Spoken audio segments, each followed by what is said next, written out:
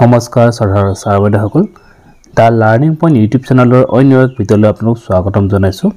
আজিৰ ভিডিঅ'টো সেইসকল কৰ্মচাৰীসকলৰ কাৰণে যিসকলে ইতিমধ্যে এনপিএছত পাৰ্চেল উইথড্ৰ কৰিছে আৰু ইউপিএছৰ অধীনত আপুনি যদি পেঞ্চন ল'ব বিচাৰে তেতিয়াহ'লে আপুনি কোনো ধৰণৰ পাৰ্চেল উইথড্ৰ কৰিব নোৱাৰিব। 5 নম্বৰ পইণ্ট চাওক।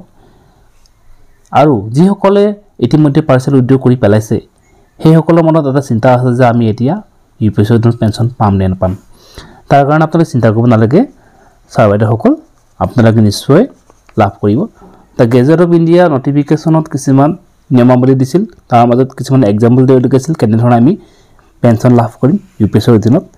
ইয়াৰে আপোনাৰ এটা আছিল কণ্ডিশ্যন যে আপোনাৰ 5 নম্বৰ কণ্ডিশ্যন চাওক। The employee fulfil the condition 1 to 4 আপোনাৰ অৰ্থাৎ 1 পৰা 4 নম্বৰ কণ্ডিশ্যন ঠিকে আছে, কিন্তু আপোনাৰ 5 নম্বৰ দেখুৱাইছে যে এমপ্লয়ী অলৰেডি পাৰ্চেল উইথড্ৰ কৰিলে তেতিয়াহ'লে তেওঁ পাব কি নাই। তেওঁ নিশ্চয় পাব। তেওঁৰ 50 লাখ হ'ব লাগিছিল, তেওঁৰ জমা হৈ আছে 40 লাখ টকা।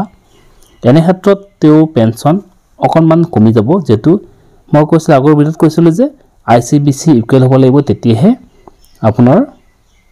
আপুনি 50% পেঞ্চন লাভ কৰিব। ইয়াৰ কাৰণে আপোনাৰ IC 40 লাখ হৈ আছে আৰু BC 50 লাখ।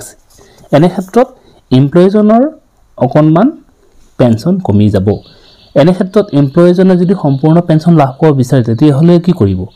তেতিয়াহ'লে তাৰ কাৰণে এটা অপশ্যন দিছে চাওক। তললৈ আমি যদি চাওঁ আপোনাৰ বি নম্বৰ যিটো আপোনাৰ আছে 6B 7ৰ B 7 নম্বৰ অপশ্যনৰ বি অপশ্যনটো চাওক।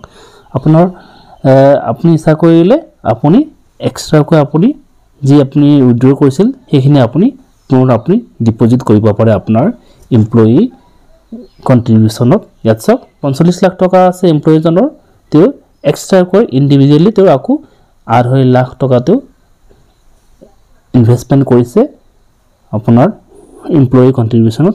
ইয়াৰ পিছত তেওঁৰ চাওক বৰ্তমান তেওঁৰ হৈছেগৈ 47 লাখ 50 হাজাৰ টকা, আৰু সেই অনুপাতে তেওঁৰ পেঞ্চন 18,000ৰ পৰা এতিয়া 21,375 টকা তেওঁ হৈ গ'ল।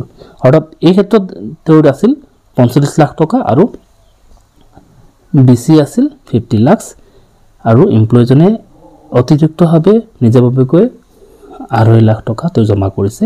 জমা কৰি তেওঁ 47 লাখ 50 হাজাৰ টকা তেওঁৰ হ'ল, আৰু দুয়োটা মিলাই আপোনাৰ তেওঁৰ পেঞ্চন বৰ্তমান বাঢ়ি গ'ল। গতিকে ছাৰ বাইদেউসকল, আপোনালোকে নিৰাশ হোৱাৰ প্ৰয়োজন নাই। আপোনালোকে যদি অলৰেডি পাৰ্চেল উইথড্ৰ কৰিছে তেতিয়াহ'লে সেই ভেলুখিনি আপুনি পুনৰ এক্সট্ৰাকৈ আপোনাৰ এমপ্লয়ী কণ্ট্ৰিবিউশ্যনত ডিপজিট কৰি আপুনি যি 50% পেঞ্চন সেয়া পেঞ্চন আপুনি লাভ কৰিব পাৰে। গতিকে আজি ভিডিঅ' ইমানে আছিল। গতিকে ভাল লাগিলে লাইক, কমেণ্ট আৰু ছাবস্ক্ৰাইব কৰিব নাপাহৰিব। ধন্যবাদ।